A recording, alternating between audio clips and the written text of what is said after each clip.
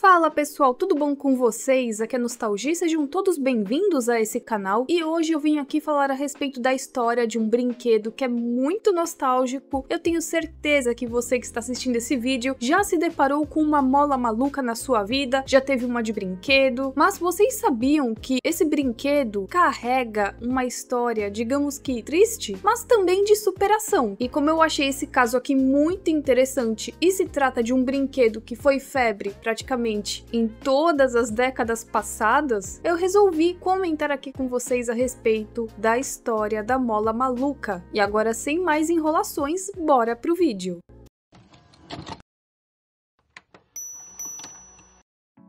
A mola maluca, ou Slinky, como é conhecido lá nos Estados Unidos, é um brinquedo de mola inventado e desenvolvido pelo engenheiro naval americano Richard T. James em 1943, se tornando um grande sucesso de vendas lá na Filadélfia a partir de novembro de 1945. E você que já teve uma mola maluca ou já ganhou uma naqueles saquinhos de surpresa de festa de aniversário, já se perguntou como elas funcionam? Eu amava pegar a mola maluca, colocar na escada, ela ia praticamente pulando, descendo a escada sozinha. Quando você comprime ou estica a mola maluca, ela começa a armazenar energia potencial. E quando liberada a energia potencial, a mola volta à sua forma original. É o que dá aquele efeito, como se a mola maluca estivesse andando sozinha, ou dando cambalhotas. Você pega uma tábua de madeira, inclina ela e coloca uma mola maluca. Vai acontecer esse efeito. Ou o clássico de colocar uma mola maluca em uma escada. Fazia muito isso, e vocês? É citado também o princípio físico chamado Lei de Hooke, que afirma que a força necessária para estender ou comprimir uma mola por uma determinada distância é proporcional a essa distância. E agora que eu expliquei aqui de uma forma bem breve como é que funciona uma mola maluca, eu vou começar a contar a sua história e como ela foi criada.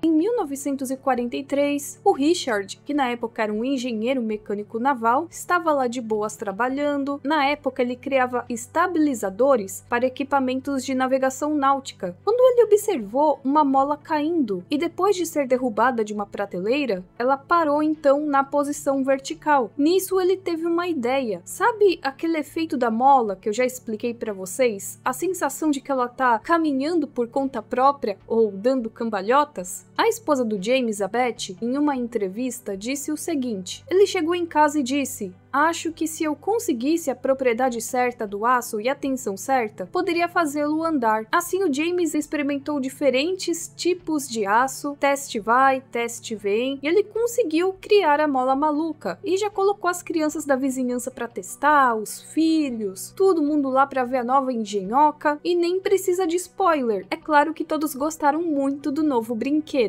De início, a Betty estava meio cética dessa ideia, mas depois ela viu que realmente deu certo. E por que não transformar isso em uma ideia maior, em um brinquedo que possa ser vendido em várias lojas? A Betty, que também foi estudante na Penn State, foi quem deu o nome do brinquedo de Slinky. E para quem não sabe, Slinky é uma palavra sueca, e ela teve essa ideia depois de vasculhar o dicionário em busca de um termo que capturasse o som e o movimento do brinquedo. Assim, Richard e Betty entraram em uma nova jornada juntos e formaram a James Industries e começaram a fabricar as molas malucas lá na Pensilvânia, vendendo-as por $1 cada, que na época contavam com 98 bobinas de aço sueco nas cores azul e preto, de alta qualidade. Mas digamos que no início não foi fácil, foi difícil a captação de clientes. As lojas de brinquedo não viam muito futuro na mola maluca, mas em 1945, uma loja de departamentos na Filadélfia demonstrou interesse e deu uma chance para o brinquedo, e foi um sucesso instantâneo.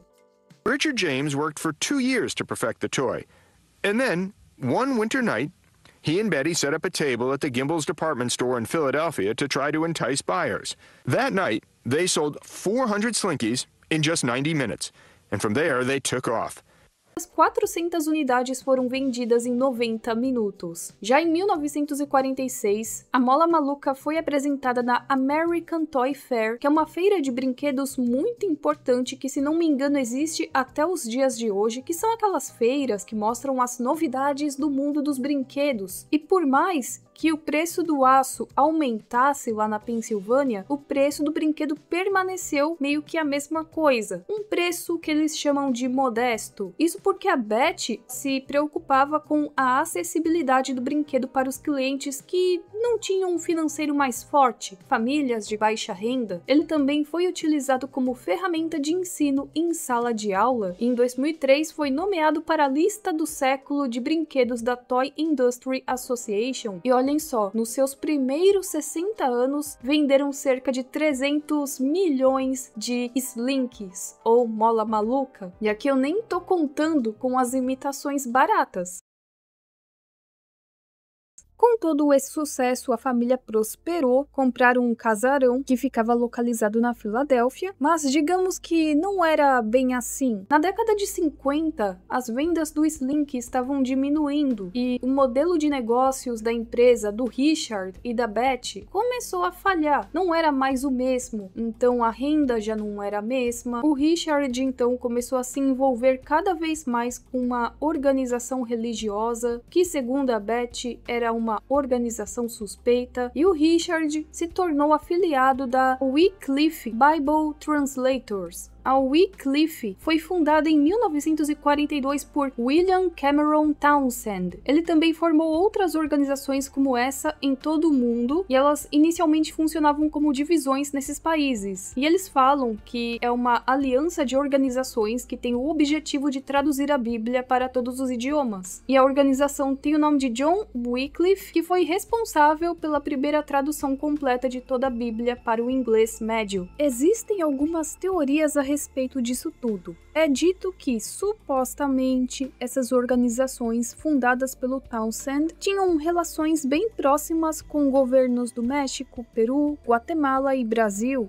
e que essa relação estreita seria usada como uma ferramenta de influência e também como um instrumento de vigilância e manipulação, favorecendo interesses políticos e econômicos. Inclusive, tem um livro onde não é só citado o Townsend, como também um dos Rockefellers. Então, no meio dessa crise, o Richard passou a ter mais contato com a Wycliffe e, junto, passou a doar grandes quantias da fortuna da família para essa instituição. E era por esse motivo mesmo que a Betty ficava com o pé atrás. E com isso, na década de 60, ele deixa para trás a sua esposa, seus 6 filhos, vocês não escutaram errado, e uma empresa quase falida nos Estados Unidos. Ele entrou para essa organização e, para isso, o Richard teria que se mudar para a Bolívia, se tornando missionário em tempo integral. Ele chegou, comentou com a Betty a respeito da história, mas a Betty achou tudo muito suspeito, como já comentei com vocês. Segundo a Betty, ela dizia que era tudo muito estranho. I think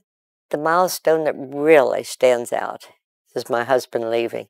He became involved in a religious cult. And he decided that he was going to go to South America, and he went to Bolivia. Being the inventor, he was given all kinds of praise and everything, and he loved it.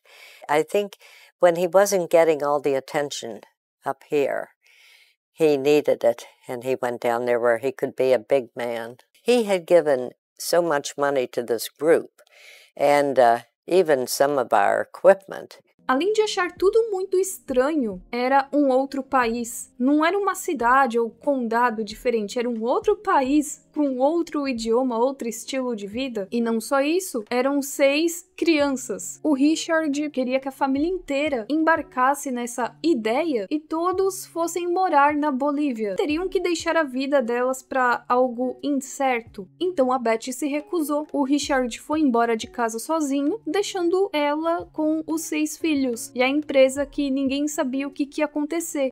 The first time I ever hugged my dad was when he left. And I'll never forget that I did it. And so my kids get hugs every day. So, silly thing.